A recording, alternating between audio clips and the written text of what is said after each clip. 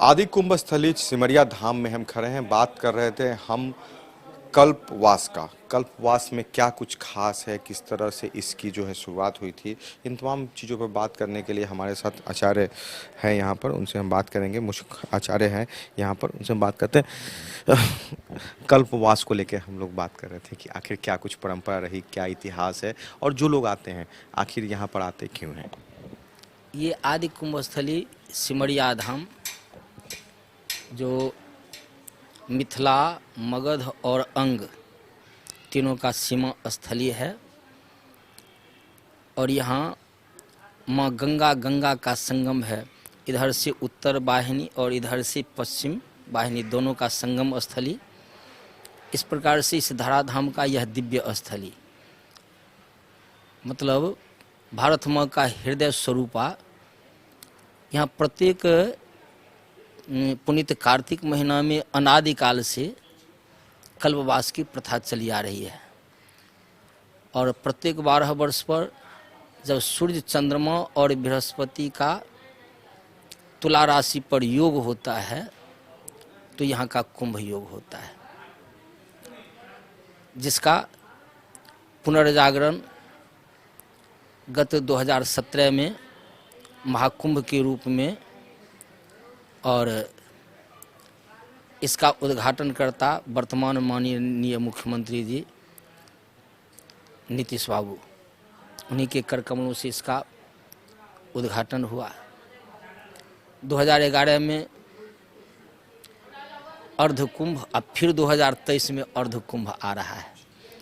मतलब 6 वर्ष पर अर्धकुंभ और 12 वर्ष पर महाकुंभ। और यह वह हृदय स्थली है, दिव्य स्थली, जहाँ देव कर्म, पितर कर्म मतलब आगम निगम पुराणोक्त सारा कार्यक्रम यहाँ संपादित होता है।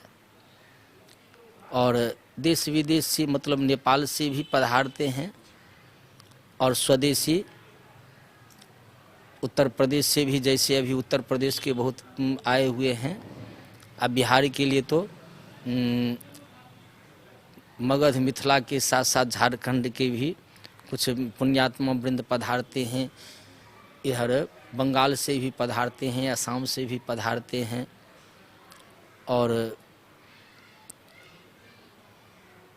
सरकार की सुव्यवस्था में यहाँ यह पुनीत महीना कार्तिक का गुलजार होता रहता है।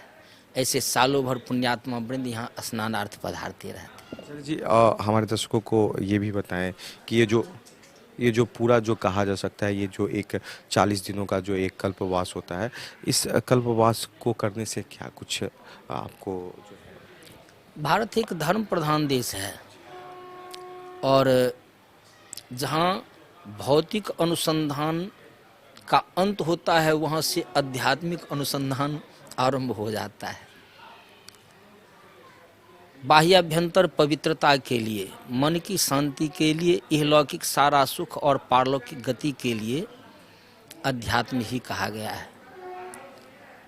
अपार संपत्ति के बाद भी हम अशांत रह सकते हैं, लेकिन धर्म में जब हमारी प्रवृत्ति होती है तो मन में शांति और प्रसन्नता के साथ साथ कार्य दक्षता, कार्य कुशलता। इसलिए यह अनादिकाल से आध्यात्मिक अन्वेषण है, इहलौकिक सारा सुख और पारलौकिक गति के लिए सर्वोपरि माना गया है।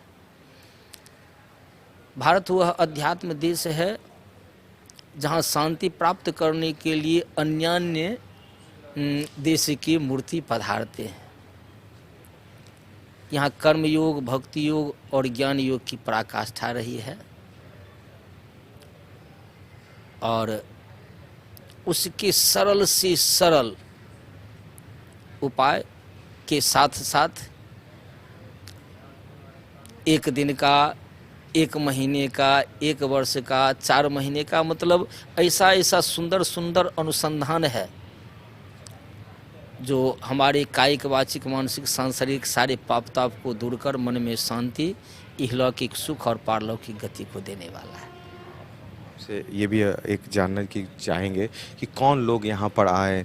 ऐसे समाज में बहुत सारे लोग हैं जो आपने बताया कि धन से परिपूर्ण है मगर शांति उन्हें नहीं है, तो ऐसे किसी लोगों की एक चयन होती है या ऐसे लोग जो सभी लोग आ सकते हैं यहाँ पर, क्या कुछ विधि होता है यहाँ पे जो आके? देखिए, माँ का द्वार सबके लिए खुला रहता है और गंगा मैया इस धराधाम पर प्रवाह रूप में अमृत की धारा हैं, स्वर्ग की सीढ़ी हैं। इसलिए यहाँ सब प्रकार के ताप वाले अपने ताप को शांत करने के लिए पधारते हैं। स्वाभाविक ढंग से ताप होने का कारण पाप होता है। जन्म जन्मांतर के पाप के कारण बाह्याभ्यंतर हम चाहे रोग से ग्रस्त हों चाहे अशांत हों, तो उन सबों की शांति के लिए और जो ये जानते हैं कि संसार में केवल धर्म की ही प्रधानता है, तो वे पुण्यात्मा वृंद भी यहाँ पधारते हैं। दोनों प्रकार की स्थिति वाले पधारते हैं, कुछ लेने वाले भी पधारते हैं, कुछ देने वाले भी पधारते हैं। इस प्रकार से यह दिव्य तपस्थली सबके लिए शांति का विशिष्ट स्थलीय है और बहुत ऐसे बराबर पधारते रहते हैं, नित्य पधारते रहते हैं। देखने में भी आता है, कन्हा पर भी उठाए आते हैं, कहते आते हैं राम नाम सत्य है। ऐसी दिव्य स्थली है। फिर मुड़ते हैं, जिलेबी खाते हैं तो जिलेबी आमोड़ में पड़ जाते हैं, फिर कहने लग जाते हैं दुनियादारी सत्य है। यह दिव्य स्थली मतलब बाह्याभ्यंतर चेतना को जगाने वाला और इहलौकिक सुख पारलौकिक गति को देने वाला है। कल्पवास में क्या कुछ ऐसी पूजा होती है, विशेष पूजा होती है, या आपको सिर्फ आके यहाँ पे समय देना होता है, समाज के जो तमाम चीज़ें सुख सुविधा है उनसे दूरी आपको बना कर, ये सच्चाई से आप? जी, इसमें प्रधान है स्नान। स्नान के बाद लोग नित्य जो कल्पवास करते हैं, जप करते हैं, पाठ करते हैं, हवन करते हैं, परमार्थ करते हैं, मतलब अन्नदान करते हैं, साथ ही साथ सत्संग करते हैं। सत्संग में जैसे कुछ भागवतामृतपान करते हैं, कुछ अन्य सदग्रंथों का अध्ययन करते हैं, कुछ मंत्र का जप करते हैं। इस प्रकार से मतलब शास्त्रोचित कर्म के द्वारा वे मनोनुकूल सफलता को प्राप्त करते हैं, मन शांति को प्राप्त करते हैं और साथ ही साथ परिवार के अन्य जनों के साथ साथ समाज के लिए एक प्रेरणा का स्रोत बनते हैं। हमारे साथ थे आचार्य चित्तानंद स्वामी जी, जो बता रहे थे कि कल्पवास में क्या कुछ आप यहाँ पर सिमरिया धाम में आकर आप प्राप्त कर सकते हैं। भौतिक जो कहा जाता है सुख आपको ज़रूर प्राप्त हुआ होगा, मगर मन की शांति आप इस कल्पवास में आएंगे तो आपको ज़रूर मिलेगा। सिमरिया धाम में और भी क्या कुछ खास है, कल्पवास में रहने वाले लोगों को किस तरह से जो है यहाँ पर आकर क्या कुछ सोच बदला, उन लोगों से भी बात करेंगे। चलते हैं उनके पास, समय चला छोटे से ब्रेक कर। यहाँ पर हम जो बात करेंगे यहाँ के मुख्य पुजारी से, काली धाम के मुख्य पुजारी से। बाबा, परंपरा जो है, जो इतिहास है इस मंदिर का बहुत ही पुराना है। जो लोग यहाँ पे आते हैं, कितनी आस्था होती है और इस धाम में कितना लोग? यह मंदिर अति प्राचीन है। सबसे बड़ी बात तो यह है कि ये स्थान सिमरिया धाम मिथिला और मगध की सीमा रेखा पर अवस्थित है। गंगा इसकी सीमा रेखा है। माँ गंगा स्वतः भुक्ति और मुक्ति प्रदान करने वाली है।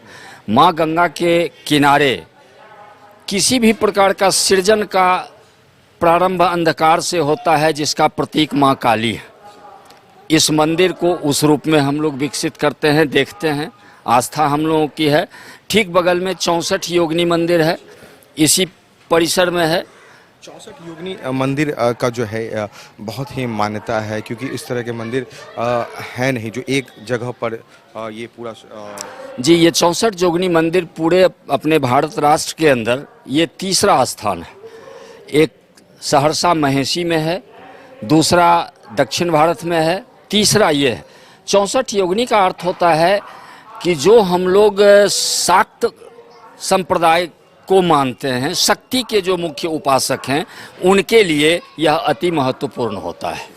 चलते हैं हम 64 योगिनी मंदिर के पास भी चलते हैं और वहाँ पे दिखाएंगे कि किस तरह से लोगों में आस्था होती है कि उस मंदिर तक पहुँचते हैं और अपने मन्नतों को वहाँ पर मांगते हैं। तो आदि कुंभ स्थली सिमरिया धाम में है और सिमरिया धाम में जो है काली धाम है, जहाँ पर हम आपको दिखा रहे थे कि मंदिर में किस तरह से जो है भगवान की मूर्ति है। और 64 योगिनी मंदिर जो भारत में मात्र 3 जगहों पर जो है, एक जगह सिमरिया धाम भी है। हमारे साथ महर्षि हैं और उनसे हम जो बात कर रहे थे तमाम तरह के बातों को बता रहे थे, किस तरह से आस्था होती, किस तरह से लोगों का विश्वास होता है। और ये जो है प्राचीन जो है आप देख सकते हैं 64 जो है मूर्तियाँ जो है स्थापित हैं। 64 योगिनी मंदिर जो है ये भारत में मात्र 3 जगहों पर है, जहाँ पे जो है ये सिमरिया धाम में भी एक ये जगह है और बहुत ही ऐतिहासिक, बहुत ही पौराणिक और जो है प्राचीन समय से जो है ये इन मूर्तियों का स्थापना के। भारत में कई ऐसे प्रसिद्ध मंदिर हैं जिनको विखंडित किया गया था मुगल शासन काल में, मगर ये जो कहा जा सकता है ये सिमरिया धाम में ये मंदिर में है। महर्षि जी क्या कहेंगे, कितना गौरवशाली जो कहा सकता है कि इसका इतिहास है और ये हमारे मान्यता है? हमारी संस्कृति, सनातनी संस्कृति के लिए 64 योगिनी मंदिर ही नहीं, काली तत्व की अति सर्वोपरि महत्ता होती है। और उस स्थिति में ये माता की आराधना हम सबों के सारे चीज़ों की पूर्ति करता है। खास करके हिंदुस्तान में जो हमारी सनातनी संस्कृति है, उस सनातनी संस्कृति में 64 योगिनी का एक अलग महत्व होता है, जिनकी आराधना माता रक्तकाली के साथ हम लोग करते हैं। बाबा, हमारी संस्कृति में तो जो पहचान है और जो कहा जाता है कि एक कल्पवास होता है, लोगों का जो एक समय यहाँ पर बीतता है, उस समय कितना ये जो कहा जा सकता है विशेष? जी, ये कल्पवास जो सिमरिया धाम का है, यह कल्पवास नहीं, उचित में यह आदि कुंभ स्थली। इसी कार्तिक महीने में अक्षय नवमी के दिन सतयुग का प्राकाट्य हुआ है, जो शास्त्र सम्मत है। और सतयुग के प्राकाट्य में प्रथम कुंभ स्थली सिमरिया धाम है, जिसको कतिपय कारणों से कुचक्र वालों ने इसको बंद किया, परंतु यहाँ कल्पवास की प्रथा उसी कुंभ को लगातार दर्शाने हेतु कल्पवास की प्रथा आज भी अक्षुण्ण है, चल रही। जो में आस्था और विश्वास जो है, जी, आस्था और विश्वास अनादिकाल से यहाँ के प्रति है। और यहाँ जब तक कुंभ परंपरा चल रहा था तब तक और उसके पश्चात भी, खास करके राजा जनक विदेह कुल का यह सीमा रेखा हुआ। अंग प्रदेश, मगध और मिथिला, तीनों का यह सीमा हो गया। मिथिला की एक अलग गरिमा होती है और मिथिला के सीमा में इस सिमरिया की एक अलग गरिमा है कि एक तरफ पवित्र माँ गंगा की धार, दूसरी तरफ 64 योगिनी मंदिर, काली मंदिर, माता दुर्गा का मंदिर, शिव का मंदिर, ये सारे एक जगह। और इन सबों के साथ साथ इस कल्पवास के समय में यहाँ की परंपरा आज से नहीं, अनादिकाल से रही है कि 1 महीना या 1.25 महीना संक्रांति के हिसाब से वो ज्योतिष शास्त्र के आधार पर कैलकुलेट होता है, तो उतना दिन निश्चित रूप से यहाँ पर भागवत की कथा होती है, जो सुबह में होती है।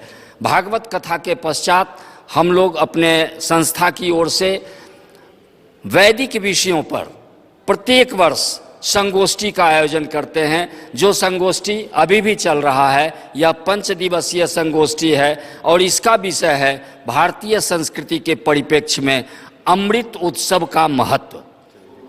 जो भारत की संस्कृति है उन तमाम चीज़ों को जो है यहाँ पर दर्शाया जाएगा और लोगों को जो है मानसिक रूप से जो है शांति के लिए जो कहा जाता है कि ये कल्पवास जो है, जो कहा जा सकता है कि जो लोग यहाँ पर आते हैं 40 दिनों तक ये जो चलने वाला कल्पवास है, ये खासकर सिमरिया धाम में, आदि कुंभ स्थली सिमरिया धाम में जो कार्तिक के महीने में शुरू करता है, लोगों को जो आस्था है वो बहुत ज़्यादा है। और काली धाम जो विशेष रूप से यहाँ पर जो कहा जाता है कि लोगों के लिए एक आकर्षण का केंद्र, साथ ही साथ अपने संस्कृति से जुड़ने का एक धर्म स्थल है, यहाँ भी लोगों की भीड़ बहुत ज़्यादा होती है। हम चलेंगे सिमरिया धाम पर और वहाँ भी देखेंगे जो कल्पवासी हैं किस तरह से यहाँ पर अपना वो समय बिताते हैं। आदि कुंभ स्थली सिमरिया धाम में हम खड़े हैं और सिमरिया धाम का ये राम जानकी घाट है। यहाँ पे जो कल्पवास के लिए जो लोग आते हैं, जो श्रद्धालु आते हैं, वो यहाँ पर जो कहा जाता है कि अपना तमाम भौतिक सुख छोड़कर जो है गंगा किनारे जो है यहाँ पर रहते हैं, क्योंकि श्री राम से जो जुड़ा हुआ है इतिहास इस घाट का जुड़ा हुआ है, माता सीता से जुड़ा हुआ इतिहास इस घाट का है। यहाँ पर उन्होंने समय बिताया था, कल्पवास किया था। तो इन तमाम चीज़ों को लेकर जो भक्तों में, जो एक श्रद्धालुओं में जो एक आस्था होती है, उसको लेकर जो है आज भी जो है ये कल्पवास का जो महीना होता है, जो मेला होता है कार्तिक महीने में, उसकी जो कही जा सकती है यहाँ पर आप झलक देख सकते हैं। जो लोग हैं यहाँ भी जो है एक परिवार है जो अपने तमाम तरह के घर परिवार सुख संपत्ति तमाम चीज़ों को छोड़कर जो है गंगा किनारे जो है यहाँ पर राम जानकी धाम में पहुँचे हुए हैं और भक्ति में लीन है। कब से आ रही हैं आप? 17 तारीख। कितने सालों से आ रही हैं? साल से 3-4 साल से आ रहे। हाँ। गंगा किनारे रहती हैं, कोई दिक्कत परेशानी कुछ? नहीं होते तो नहीं है, लेकिन फिर भी यहाँ तक कष्ट गंगा महारानी नहीं देते हैं, लेकिन हम लोग करते हैं, बहुत चीज का करते हैं। सुख, मानसिक सुख मिलता होगा? हाँ हाँ, हम मिलता है, शांति बहुत मिलता है, बहुत शांति मिलता है। भी आई हुई साथ गंगा माता के गोद में एक तरह से आप लोग रह रही हैं। हाँ, कितना सुख मानसिक बहुत सुख मानसिक मिलते हैं हमको गंगा माता की कृपा से। यहाँ को छोड़कर आप यहाँ पे आ गई हैं, कुछ नहीं साथ मिलाए, एक हाँ टेंट के नीचे रह नीचे हाँ पूरा समय बिताते हैं। कहा आप लोग खुद अपने से व्यवस्था करके तब बाबा ये दिया है।